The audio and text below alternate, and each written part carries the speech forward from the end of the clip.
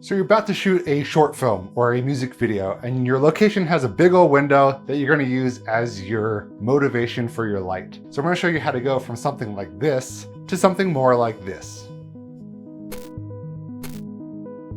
So in this video, I'm going to be going through a range of different ways to achieve this look at different price points. That way you can use this in any budget on any set. So a couple of things you want to do before you even think about pressing the record button is find your source and then set up your camera. Now you're going to set it to your desired settings. You don't want to be fumbling with your settings as people are trying to light the set or while you're trying to light the set.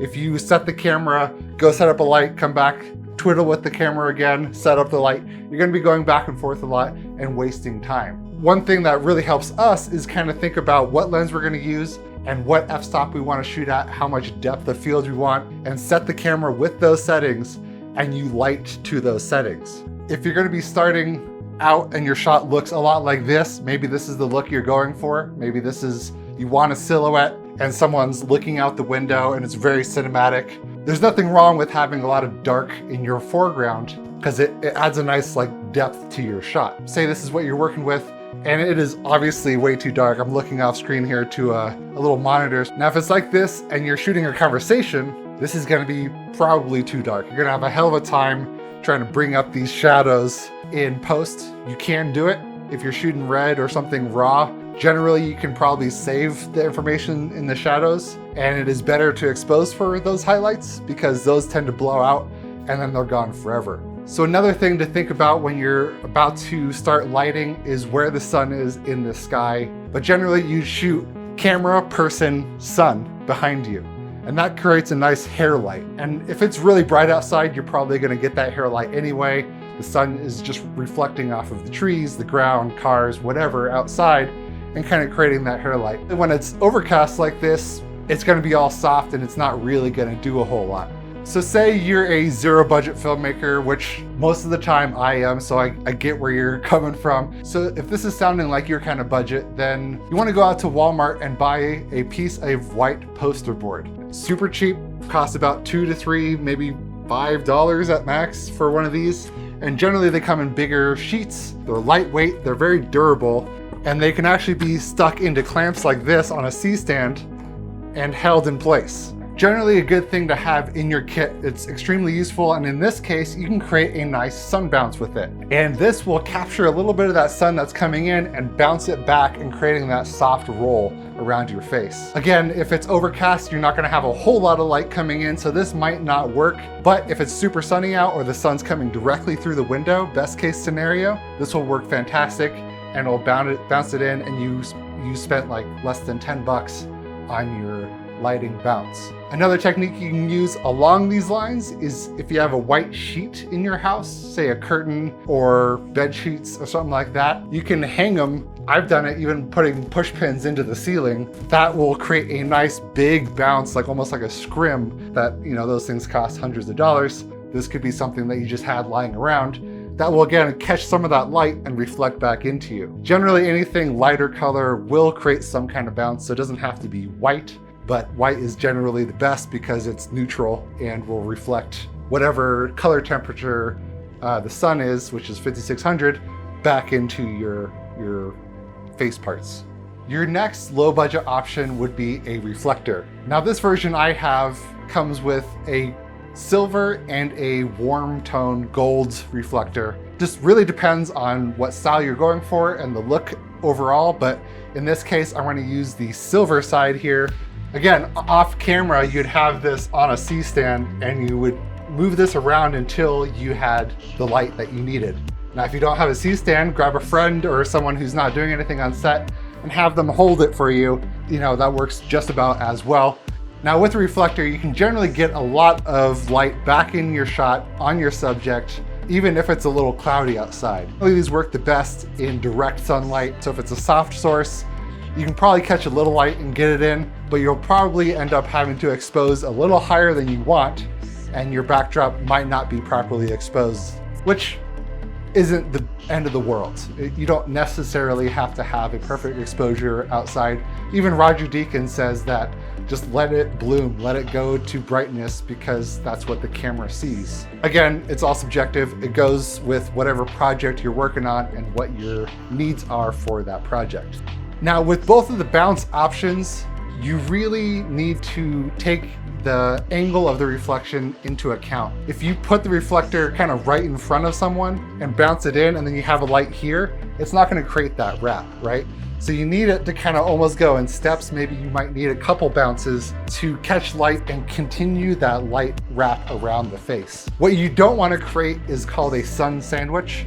When you have a light and then shadow and then light again, it creates this really weird look that's kind of unnatural. So if you're going for a natural light from the source, you want to kind of pull that light around your subject rather than just lighting from the front and lighting from the back. The best thing is just to experiment, kind of like what I'm doing right now. This is just good practice to set up your camera and do it over and over until you get it right in different conditions and really nail it before you ever even get on set. Now, moving up the spectrum, we're gonna get into using lights. Now, you can do this effect with basically any kind of light as long as you know how to use it. But say you have like a light panel from Newer or Impact or something like that, you can still do this. The biggest thing is creating soft light. And you can do that with modifiers. Now, if you don't know what modifiers are, they're these things. They're big soft boxes. Well, in this case, a small soft box or a scrim or a dirty shower liner even. I've used that in the past. I really like those because they're generally dirty from soap scum and water buildup and all that kind of stuff. And it kind of mimics a window with all the dirt on the outside, so the light is imperfect when it comes through. Most people have those liners in their house. Makes an excellent diffuser. But if you have a little bit of a budget, you can go with something like this. I think these are about 120, maybe a little bit more. I bought this a while ago and I don't exactly remember.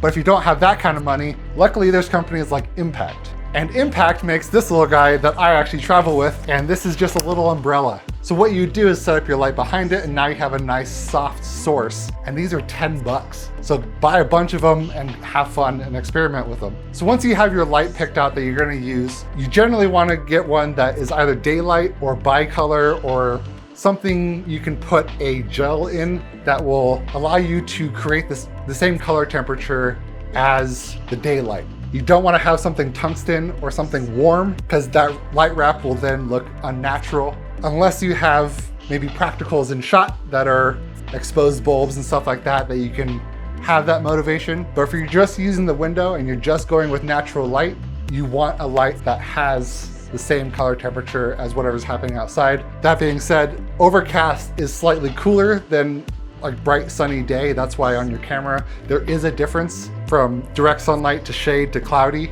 because it does get colder. The clouds actually filter out a lot of that warm tones and create cooler temperatures. If you don't have that option of having a light that is daylight, you might have the option of color grading. As a cinematographer, you don't want it to fix it in post. You want to show that you know how to do it in cam. So generally, you try to solve all your problems before you ever get to the editing bay. But once you get your light set up, you want to follow the same exact principles as you were with your reflector or bounce that we talked about earlier. You want it to kind of step with the wrap. Now, the one I'm using right now is an Aputure 300X set to daylight with a really big softbox on it, so I don't have to use multiple lights. But if you only have a couple small lights and the little umbrellas, you want to step those lights and kind of wrap the light like we're talking about, depending on how much light you need on your subject. And generally what you'll do is start with brightest, and then you step down the brightness of those lights as you come around,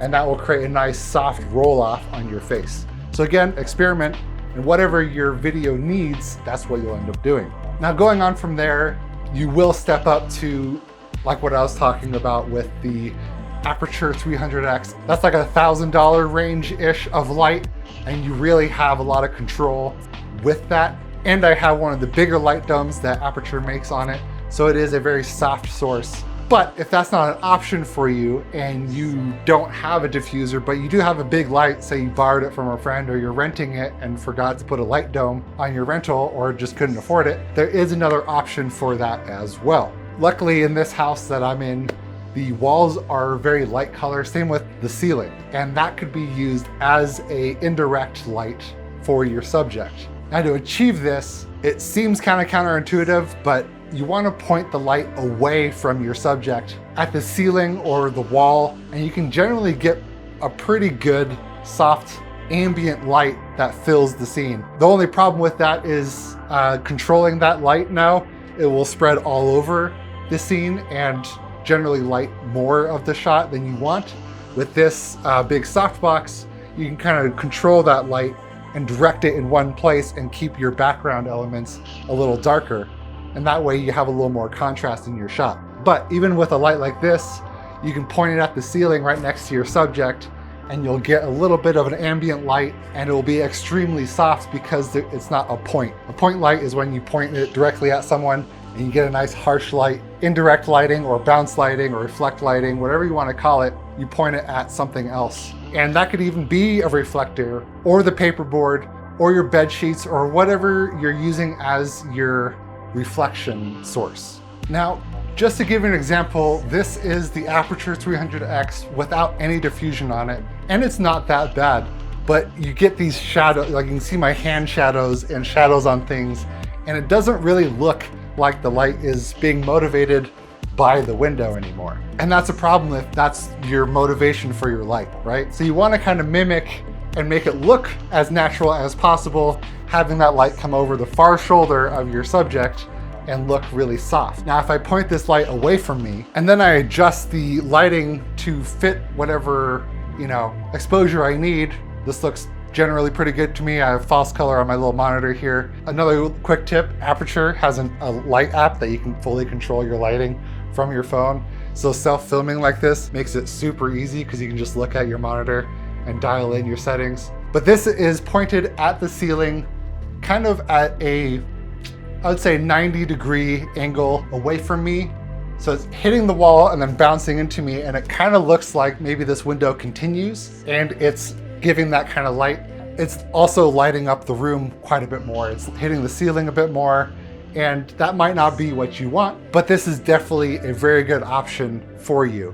Also, if your set is very small and you don't have a lot of room for a big softbox, this is generally going to be your easiest way to achieve this look.